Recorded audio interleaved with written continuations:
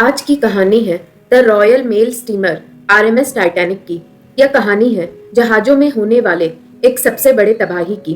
Titanic, जो अपने जमाने का सबसे बड़े जहाजों में से एक माना जाता है, उस 883 फीट लंबे, 92 फीट ऊंचे और 46,500 किलो भारी जहाज को $1.5 मिलियन में बनाया गया था, जो आज के जमाने के हिसाब से $47 मिलियन के बराबर है। टाइटैनिक व्हाइट स्टार लेन द्वारा बनाई गई थी। व्हाइट स्टार लेन के प्रतिस्पर्धी कुनार्ड अपने नए शिप्स के वजह से काफी चर्चा में आने लगी थी। इसका जवाब देने व्हाइट स्टार लेन ने बड़े और भव्य जहाज बनाने का फैसला किया, जो अपने स्पीड से ज्यादा उन जहाज में मिल रहे आराम के लिए जानी जाएगी। और ऐसा हुआ भी। टाइटैनिक अपने ऐश और आराम के मामले में सबसे आगे थी। जहां दूसरे शिप के फर्स्ट क्लास की सारी सुविधाएं टाइटैनिक के सेकंड क्लास में थी और फर्स्ट क्लास तो इन सबसे ऊपर था। उसके अलावा टाइटैनिक के अंदर जिम, पूल, लाइब्रेरी और बड़े बड़े रेस्टोरेंट्स भी थे। टाइटैनिक को इतना भव्य और आधुनिक रूप से बनाया गया था मानो वो पानी में चल रही एक अलग दुनिया हो। टाइटैनिक ने कभी ऐसा नहीं जताया कि वो द अनसिंकेबल है, पर उसने प्रैक्टिकली अनसिंकेबल होने का दावा किया था। पर टाइटैनिक की बदकिस्मती किसी भी दावे पे खरे उतरने लायक नहीं बची। टाइटैनिक की बदकिस्मती की शुरुआत मानो उसके सफर से पहले ही हो गई थी। 3,000 लोगों ने मिलकर इस बड़े और भव्य जहाज को 2 साल में बनाया, पर यह जहाज पानी को छू पाता उससे पहले ही इसके बनाने वाले 8 कार्यकर्ताओं की मौत हो गई थी। और पानी में उतरने के 4 ही दिन के अंदर दुनिया का सबसे बड़ा जहाज 12,467 फीट नीचे समुद्र की जमीन को छू चुका था। 10 अप्रैल 1912 में साउथहैम्पटन व्हाइट स्टार डॉक से टाइटैनिक ने न्यूयॉर्क के लिए अपने सफर की शुरुआत करीब 2300 मेंबर्स के साथ की। अमीर से गरीब सब तरह के लोग अपने अलग मकसद से टाइटैनिक के सफर में निकल पड़े थे। टाइटैनिक अपने कैप्टन एडवर्ड जे स्मिथ के निगरानी में आराम से 22.5 नॉट्स पर नॉर्थ अटलांटिक में चल रहा था। टाइटैनिक की शुरुआत सफर से ही टाइटैनिक में दुर्घटनाओं का सफर भी शुरू हो गया, जिससे बचकर टाइटैनिक अपने 4 दिन के सफर तक पहुंच पाया।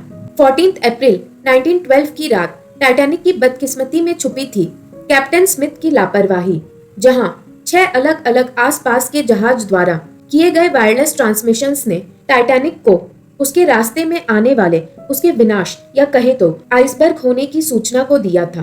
पर स्मिथ ने इन चेतावनियों को नजरअंदाज करते हुए टाइटैनिक की स्पीड को ना तो घटाया ना तो राह बदलने की तरफ कोई इशारा दिया। 14 अप्रैल 1912 की रात एक चंद्रमाहीन रात थी। समुद्र में अलग सी शांति छाई हुई थी, मानो ये आने वाला तूफान का संकेत था।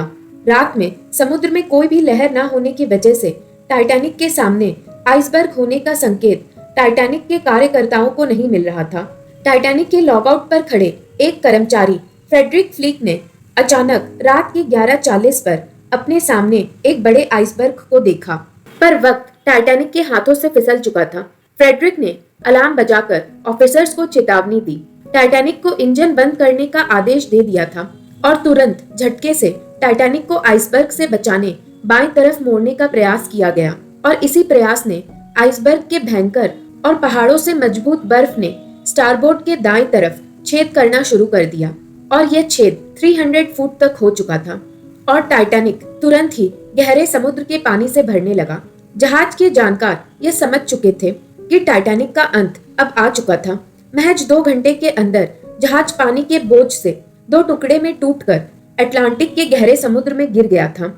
जहाज के इस अंजाम के पीछे तो लापरवाही थी ही, पर इसके साथ ही साथ जब लाइफ बोट की मदद से जहाज के लोगों को सुरक्षित स्थान पर पहुंचाने की बारी आई, तब जहां लाइफ बोट्स की कैपेसिटी 65 लोगों की थी, उसे बस 25 से 30 लोगों से भरा गया।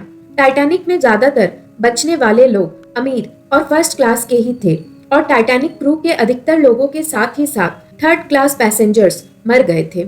इनकी संख्याएं कुल मिलाकर 1500 के करीब थी। पहले टाइटैनिक ने आसपास से मिली चेतावनी को अनसुना कर दिया। उसके बाद आसपास के शिप्स ने टाइटैनिक के मदद के पुकार को नजरअंदाज कर दिया था। कुछ लोगों ने लाइफ जैकेट्स पहनकर बोट्स तक पहुंचने की कोशिश की, पर अटलांटिक के ठंडे पानी ने इन लोगों को मिनटों में बर्फ में जमा दिया था।